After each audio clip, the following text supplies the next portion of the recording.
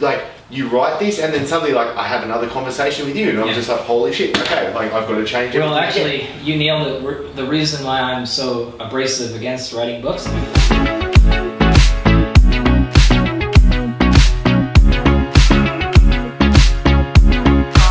Just 2 weeks ago, I first heard of Dr. Andy Galpin. I don't know what rock I was sitting under, and I knew immediately that I had to get him onto the show for you. And personally, I needed him to help me fill some gaps with the book Craving The Truth, which he did a phenomenal job in helping with as well. Hey, it's Chris Dufay and you're watching Breaking Success. This is the show, this is the movement that gives you the backstage pass so you know how to build the body of business and life that you love. In this episode, we dive into why and how we need to stop being on teams and how biases are killing our chances for success, why there is too much technology and what we need to be doing about it, and the importance of proper training and nutrition and how this can all be so simple. Now, selfishly, I want another excuse to go and see and sit down with Andy. So comment below, watch the full episode, join us in the free group and ask the questions for me to ask Andy so you get the answers that you want. I'm really excited to be bringing Dr. Andy Galpin onto the show right now. I am so excited that I reached out to you and I was just like, I've been binging on everything that I possibly can get my ears, eyes onto, and you've been very grateful to welcome me in your home. And I was like, immediately, oh, cool, jump in the car, I'm coming down, let's rock and roll right now. So thank you so much for taking the time, I really appreciate it. My pleasure, man, looking forward to it.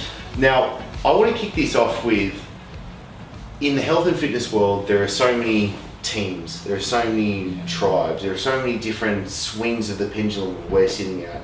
And especially, let's say, like, even say, we can say with you writing Unplugged your book, that people are sitting in a bias right now.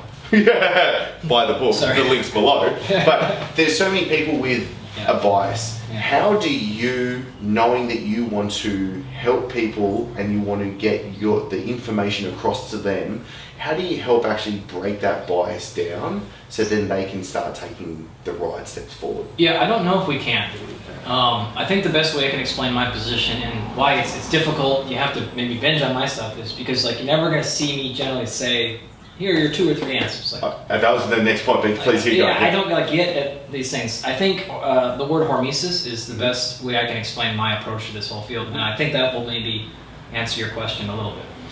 So hormesis is this basic idea that at some level, whatever, food, exercise, pick any example, I'll use oxygen. It's an easy one, okay? At some level, oxygen is great for you. Yeah. Now, there's a toxicity level though. As you continue to go up, it gets better, but then as you go too far, it kills you. Yeah. So most people don't realize that oxygen is actually one of the most toxic things on the planet. Yeah. Reactive oxidative species, oxidative stress, inflammation, these are all because of oxygen. Yeah. So oxygen kills everything. In fact, if you look at what some evolutionary biologists think, that when oxygen actually entered the atmosphere, that's what actually caused the multicellular organism. Huh. So mitochondria, which is a little aspect of your physiology, of all biology, that allows us to go through aerobic metabolism. Aerobic is oxygen, right? Yeah. So the story goes anyways, is that photosynthesis, some cells were using light for energy, and some cells, the mitochondria, were using O2 oxygen. Yeah. Right. Now when oxygen came bearing through the atmosphere, it started killing off everything, so these two cells actually fused. The mitochondria realized we can't go through photosynthesis. The photosynthetic cells realized we can't go through aerobic metabolism, we have no protection against it. Let's fuse together and we can actually survive. Now I don't know if that's necessarily true or not, but this is like one of the prevailing theories of why multicellular organisms develop. And I think what's interesting about that is that in effect tells you how, number one, toxic oxygen is for you. Yeah. But I don't think any of us are willing to go 15 minutes without it. Yeah. Right? Like, this is basic hormesis. Like, there's a curve here. Yes. And I think with the tribalism, to answer your full question, people are so concerned about proving an individual point on that curve. This is where I stay. No, this is where I stay. I don't like to do that. I like to actually help people just understand where the curve is. Yes. And then you say, okay, well, pick whatever. I don't know where you're at and what you want. Like, that is exactly why I'm fucking standing here right now. Is because of that, 100%. And I just want to help people see the curve. See whatever point, because I can't judge and tell you when and where at you are in the curve in your situation and where it's going to be good for you. Some you need more or less. And it would be so time consuming for me to try to go over every possible scenario. Yeah. Like, it's just ridiculous. And from my, I'm a teacher by living, and I developed a lot of this stuff because in my classes I get so many of these very specific questions, and I started to realize if I can answer the curve, well, then now you can answer your own individual question by yourself. Yeah. But if you don't understand the curve and you're buried in that middle of it, you can't see anything besides the one next to you and the one on the other side. You're missing the forest for the trees. Yeah. Okay. Exactly. And so that's, I think, the way that we handle this is to really actually now answer your question. If we just start projecting them out and we stop saying, well, don't worry about this. This is actually, this little thing that this person is tribalistic about is true. Remember, that's because they're only thinking about that position of the curve, which is fine. Yeah. If you recognize it, and as long as we're conscious and aware of that, then I have no issue with it. Totally. Okay. But it's when we act like this is the only part of the curve, that the rest of the thing is actually invisible, and that all of you are fucked and screwed, like you have to be on mine. Then I'm like, well, now we've actually become unhelpful because someone who's trying to apply that and they're actually up here is actually going to get detriment or harm because of your tribalism. Can I just use an example that I'm personally seeing a lot with stuff coming through to me because obviously context matters so much, and especially when the conversations of health and fitness and wellness, there's a lack of context when the conversations are being brought forward. And so let's just use the keto diet, keto movement. It's huge at the moment.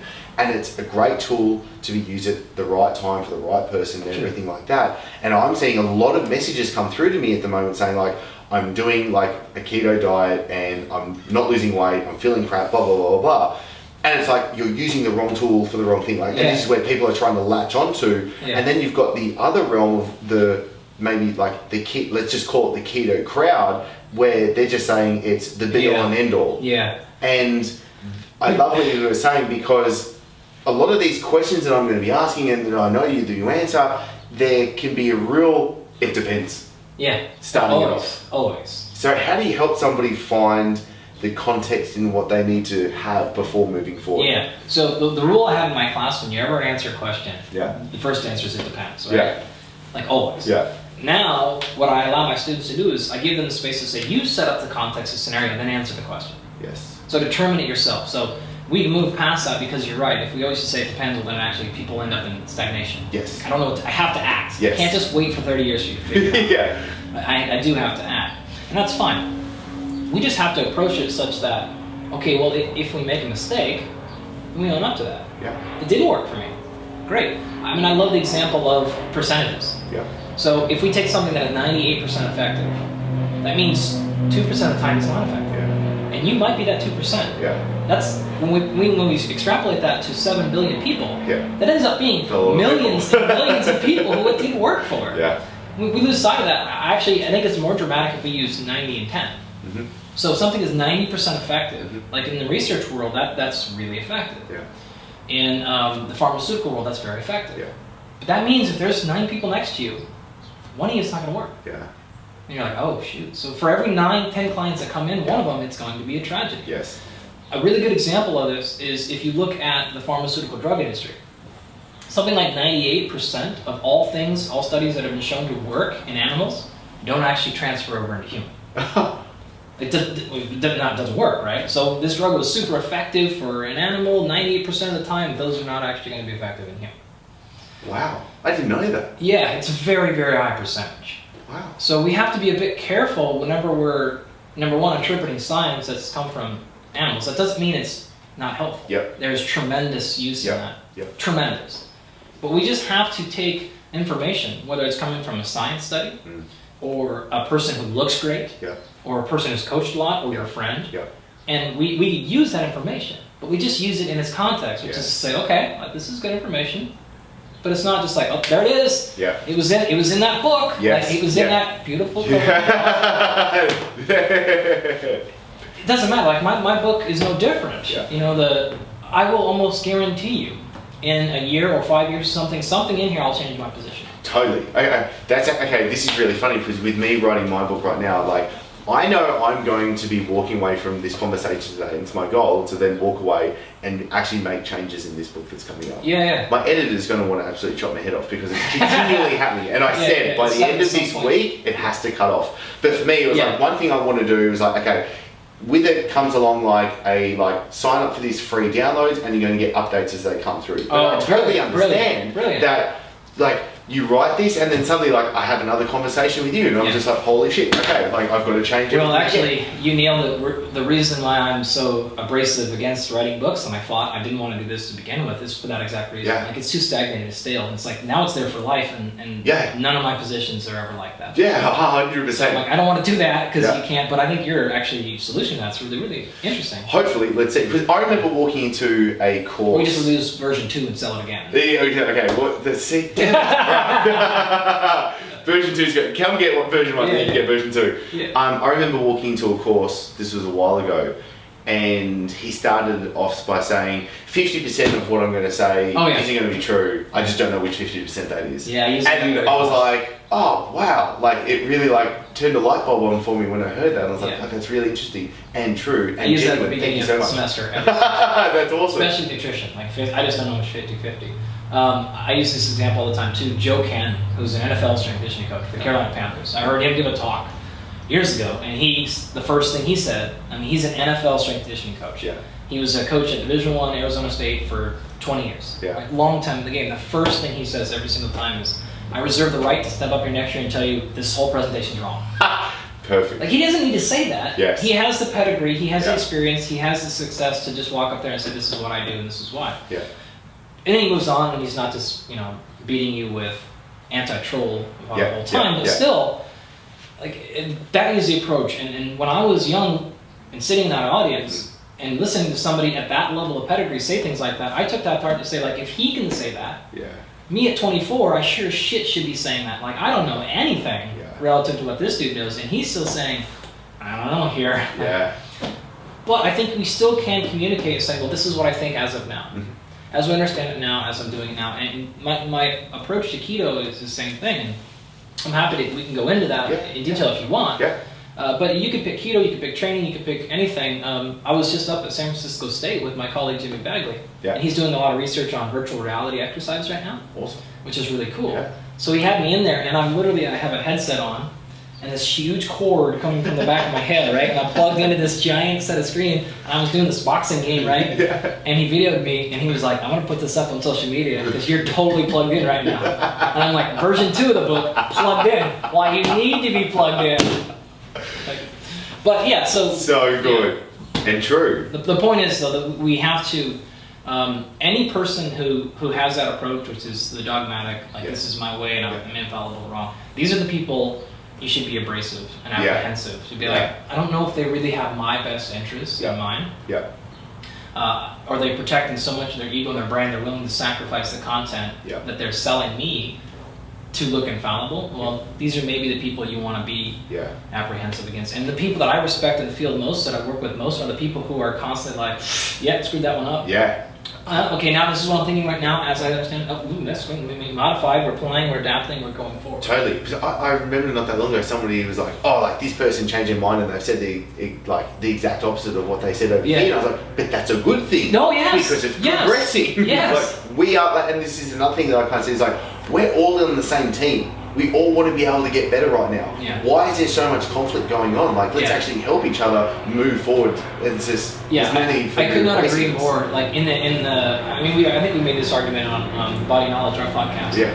Which is this field is still so small relative to where it could be. Yeah. That if you succeed and you get more followers and you get more sales, that actually helps me.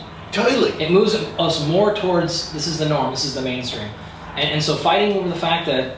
You're making a $12 sale over me. Like this is not helpful. Like let's get to the point where we're all billionaires and or whatever. And exercise is the norm. It's the new thing. Yeah. Good quality information. And then I think we can worry about undermining each other. I've gotten this a few times, and it always just makes me twitch a little bit. Where it's like a coach or a trainer says, like, "Why are you wanting to help other coaches and trainers with their business? Isn't that just taking away from your business?" I'm like, so short-sighted. It's such a limited mindset, such a closed. And I said, in one of the replies, I was like, "That mindset will eat you alive." Absolutely. Because that is just going to go through everything, and how many people are there in this world? And we're not like, and what's the rate of obesity and people overweight? It's disgusting. We're not running out of scratching people it. to sell to. Totally. Like, not even close. Totally, but okay, this is really good. I was in Colorado Springs last week, and I was at a conference for tactical people, so militaries, fire, police, these things.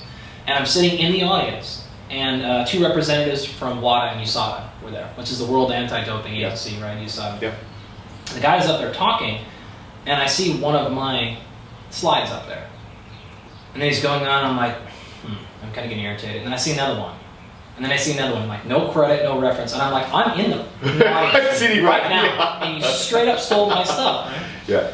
Now, I got irritated by that. I actually took a picture of it and I put it on my Instagram story because I was just like, eye roll. You know? Yeah. 2 years ago, probably I would have been really offensive, maybe even said something right there. And I've been to plenty of conferences where people have done that, and I could have hammered him because he actually totally misinterpreted the vast majority of it and made really wrong. And I'm like, this is USADA. Yeah.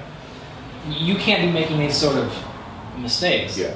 But anyways, but now I'm actually like, you know what? I have a website where I give away all my lectures free. Yeah. And I have social media where you put it up. If you're going to do that, you need to accept the responsibility that people are going to use the information. Totally.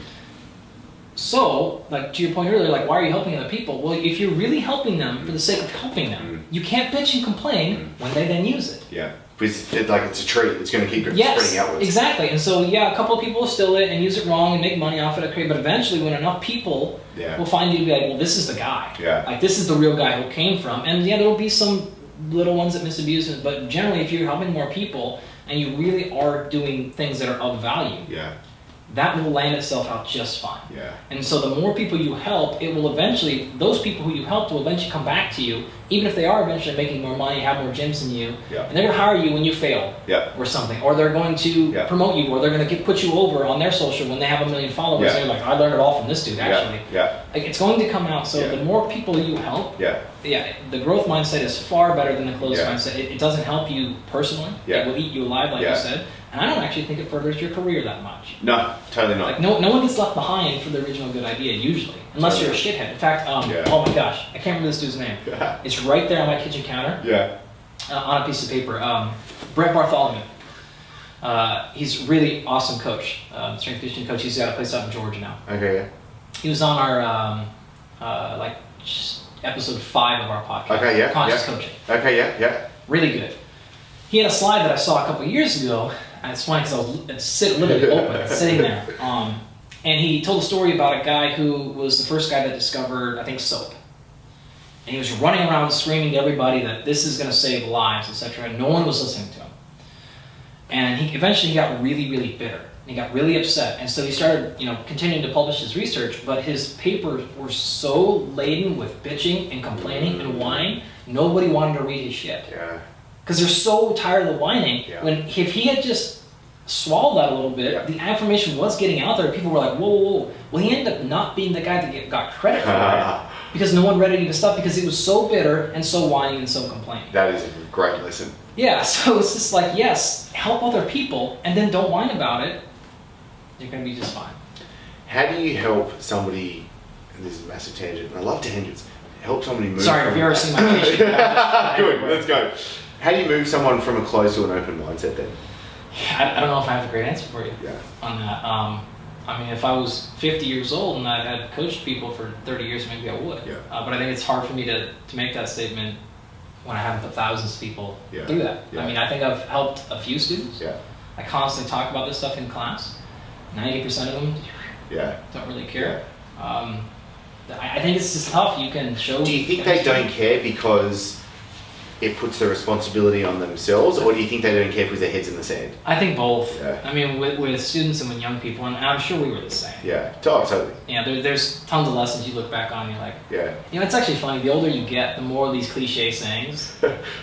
you're like, ooh, now I get it. I understood what the words meant, but now I really, really understand them. So just pick your cliche thing and run with it. Oh shit! All right, like maybe that actually makes sense. So maybe there's just some a maturity that needs to happen, life lessons that need to happen, where someone can say the same thing, and for whatever reason, when you're 35, it lands. When you're 25, it just doesn't. You go straight over. I don't know, man. Okay. It's a great question. We'll come back to that now. We'll try and find that answer. That's another thing you learn. Listen, if you never heard me, folks, like I say, I don't know a lot. And that's another reason why I really resonated with your work, because you, like the way you answered that previous question, I thought was really good, because you're like, I don't know if I've got a great answer. I don't know if I've got the experience right now. So many people are trying to jump up and down saying they've created this and this is their method, and do you know what I mean?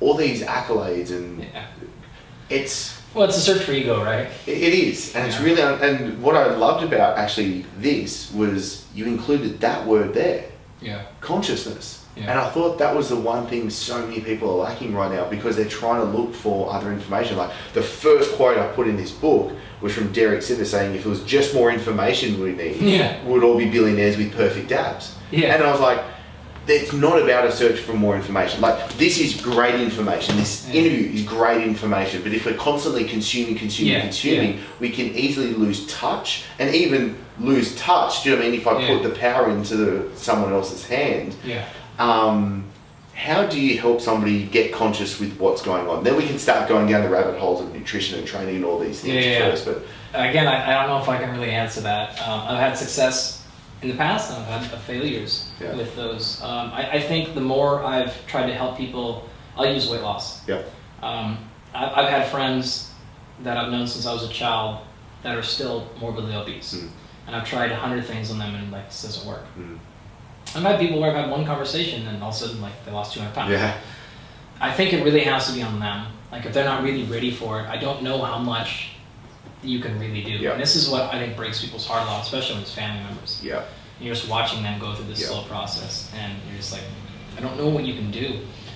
I mean, I hope this book helps. I hope all these interviews help, and maybe if 1 million people hear this message, 100 will it'll be the spark that gets them. But I don't think we know what that thing is that hits people a lot, and we just, I think, have to continue to have conversations like this that, you know, in the mission of my website, you'll see like the mission is to educate, but I think I might remove that word, because if, like you said, like, the information is not important. What is important is that you inspire and you entertain or engage. Yeah. And I think if we can inspire and engage people, and they can push that to go learn more information, then you're fine. Yes. But the information itself is probably not going to put us into a place. This is why storytelling does everything. Yeah. Everything is storytelling. If you want a documentary that just gave you all the information, the facts, it'd be the worst documentary ever. Yeah. And why does every documentary work that works? It's because they tell an amazing story. Yeah. Do you feel like also, like, you have to, like, we'll talk at the same with the conversation we're having about social media before, you have to come at it in a way that will get engagement with people, and you have to present your information in a way that it can be consumed. Yeah, that's another really good point. Whether you take this from Bartholomew's conscious coaching perspective, or from the way I do it with science. There was somebody that made a call, like a paper came out in the Atlantic or something, or an article in the Atlantic a year ago, 2 years ago, that says something like, scientists need to come down off their ivory tower. And yes, like, this is exactly what has to happen. A study recently published maybe 3 years ago showed that on average, 7 people read any scientific paper all the way through. Oh. 7 people. So it's like you're spending all this money and all this time and your own heart and your own sweat, because trust me, like, people see the passion in coaches, but scientists are just the fact, like, it is your life. And like, I got a review back this morning on a paper I've been working like 1.5 years on, and I was like, like, running around, screaming, like, we are just as emotional and passionate, like, this is our life too. You just don't see it because we don't put it on social media as often. Most scientists don't. Yeah. But this is a big deal, and we work our lives on it, and when you do that, you realize 6 people read it. It's like, okay, so you can react in one of 2 ways. You can be bitter. People, like, oh, people are just, they want to, you know, check out the next person on Instagram who looks great naked, but they don't really want to. Yeah. You can do that, which is a closed mindset, right? Or you can say, no, okay, I'll take the responsibility, and I'll come off this ivory tower, and I'll take the information, and I will, as reasonably and responsibly as I possibly can, while avoiding clickbait and avoiding things that are unhelpful, try to put this into a format where people can be inspired by it and they can digest it. Because just sitting back and going like, well, you need to learn how to read research. Yeah.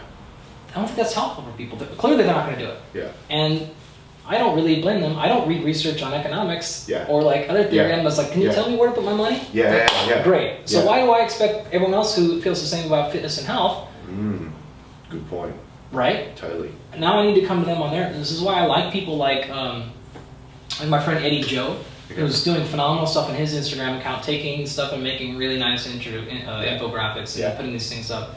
And putting in a way that it's not just like, therefore do this. Yes. But it's just like, well, this is what we found, so it could mean this, and this. But it's easy to digest, and it's very easy to get through. But I think that responsibility now does fall on the scientists a little bit more.